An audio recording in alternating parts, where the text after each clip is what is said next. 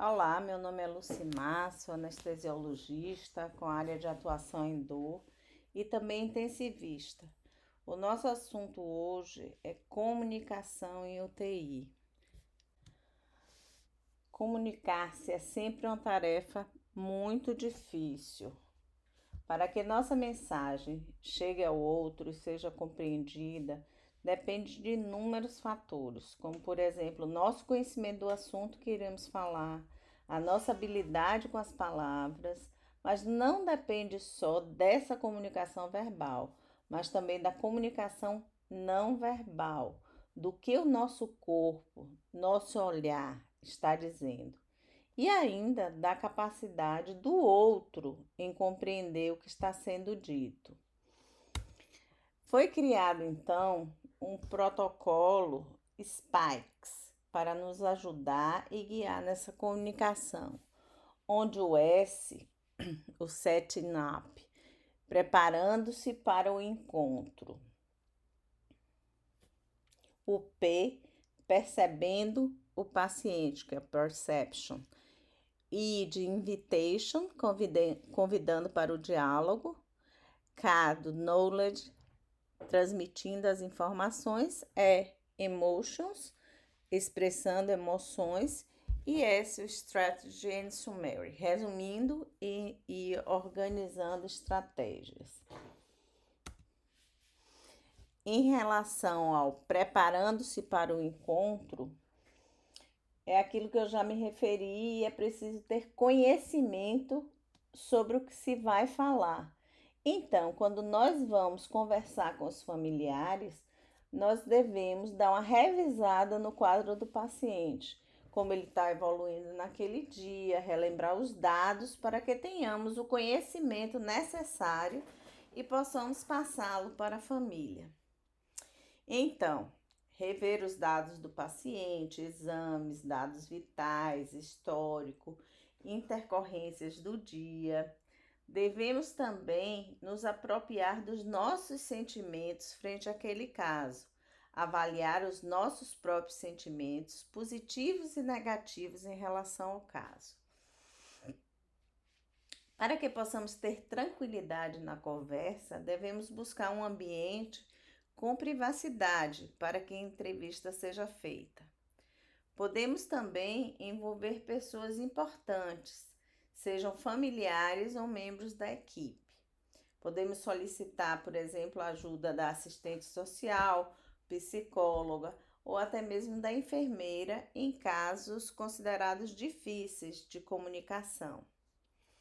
É importante, então, você sentar-se e colocar-se disponível. Em relação ao page perception, percebendo o paciente, tem sempre a máxima, né? Antes de contar, pergunte. Você deve procurar saber como a família percebe a situação atual.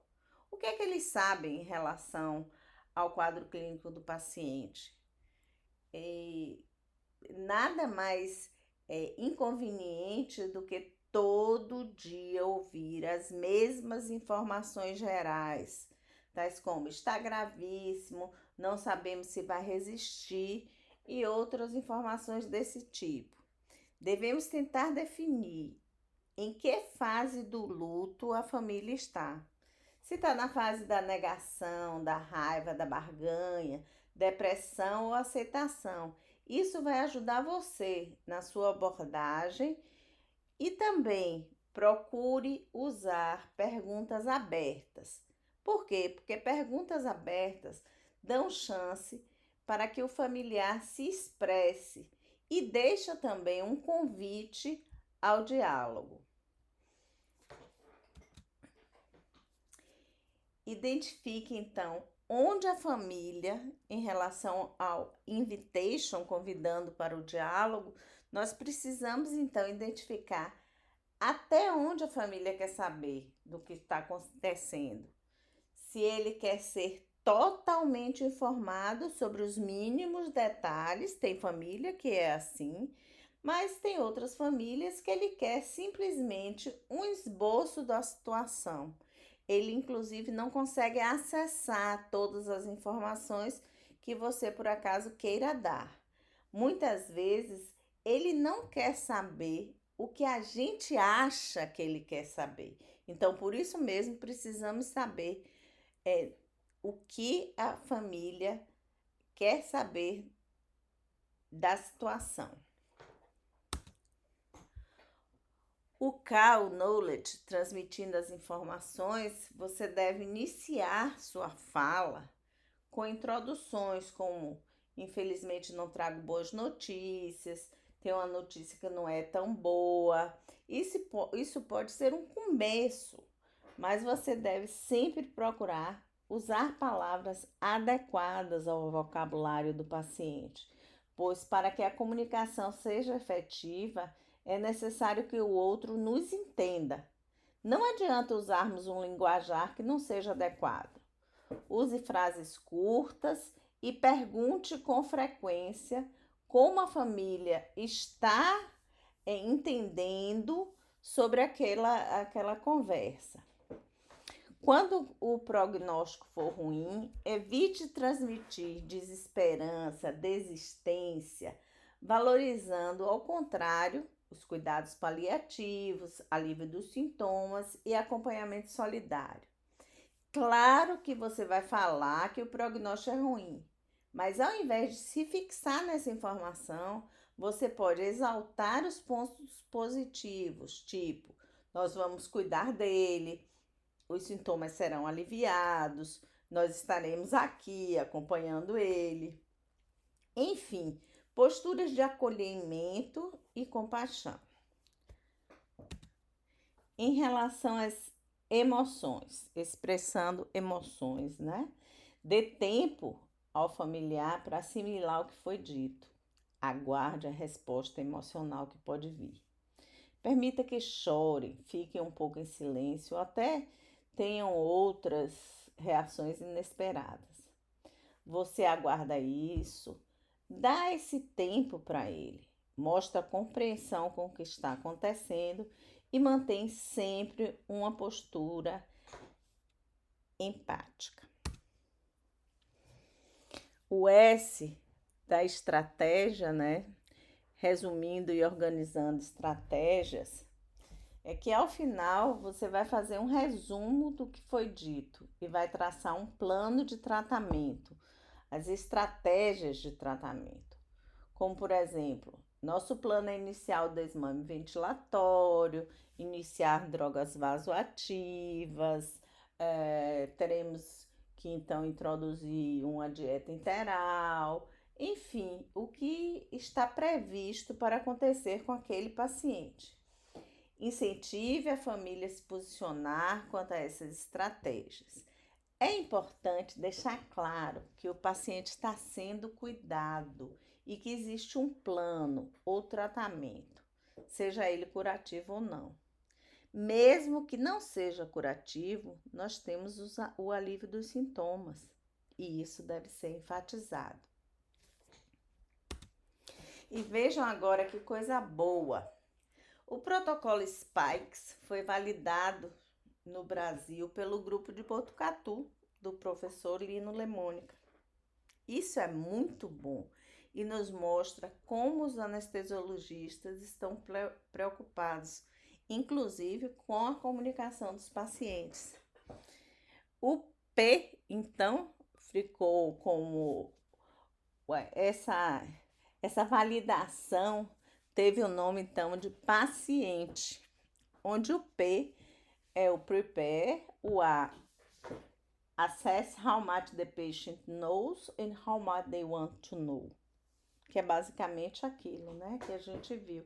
O que é que ele quer saber e quanto ele quer saber. O C é o convite à verdade, em português, que é o invite the patient to the truth. O I, o inform, é emotions, que a gente já tinha visto. O N, não abandone o paciente, em português, que é do not abandon the patient. O T trace uma estratégia, né? Então, eu fiquei muito satisfeita quando eu encontrei essa referência, que foi justamente um grupo de anestesiologistas que validou o Spikes para o Brasil. Bom, durante meus 20 anos de trabalho em UTI, na verdade, eu advogo uma postura de observação durante o horário da visita. Muitas vezes você consegue entrar no leito do paciente em silêncio, respeitando aquele momento da família com o paciente, mas observando a dinâmica familiar. E ali mesmo, no leito, você pode conversar com aquele familiar. A família, na maior parte das vezes, está apavorada em ver seu ente querido ligado a tantos aparelhos, tubos e fios que ele não entende. E podemos, nessa hora, ajudar um pouco a explicar algumas coisas básicas, mostrar que eles podem chegar um pouco mais perto ou não, perguntar coisas básicas, mostrar que eles podem chegar, é, entabular uma conversa, qual o grau de parentesco, enfim, começar uma conversa, já que naquele momento está todo mundo de guarda mais baixa. E muitas vezes ali você percebe o que ele quer saber e o que ele já sabe sobre tudo aquilo. Você se mostra mais acessível e consegue com isso aliviar tensões e acessar o medo das pessoas. Na minha experiência, quando você faz isso, a maior parte das pessoas já chega para a visita se sentindo mais próximo do médico.